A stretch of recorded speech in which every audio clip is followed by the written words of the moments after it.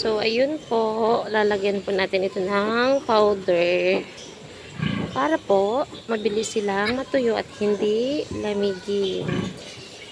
Ayan. Tapos, ilalagay po natin sa may dede.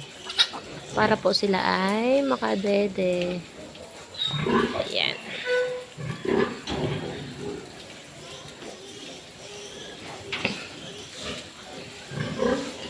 So, ayun.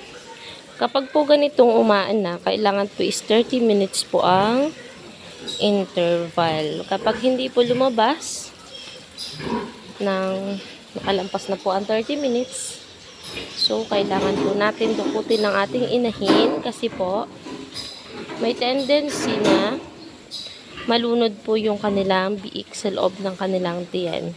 So, ayun. Ayan. So, blessed kasi malulusog naman po ang ating biik. Malalaki at hindi po yung gaanong kaliliit.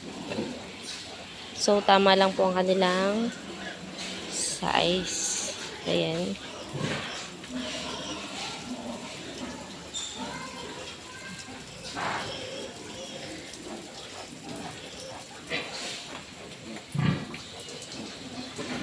Hindi po mapakali ang ating inahin. Ayan. Uy, malalaglag ka.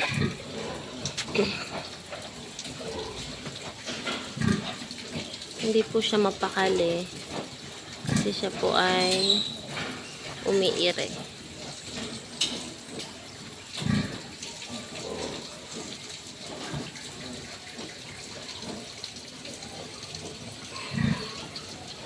Wala diyan ang kanyang dede. Uy.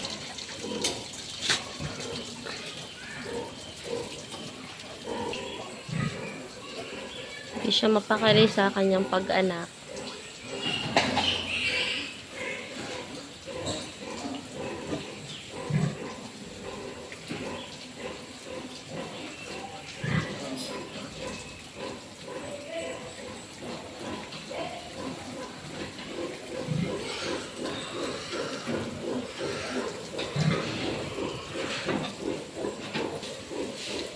Ito namang mga kalapit na buntis ay hindi na rin mapakali. It means na nagle-labor din sila. Malapit na din silang umanak. Ayan, hindi rin mapakali ang isang iyon.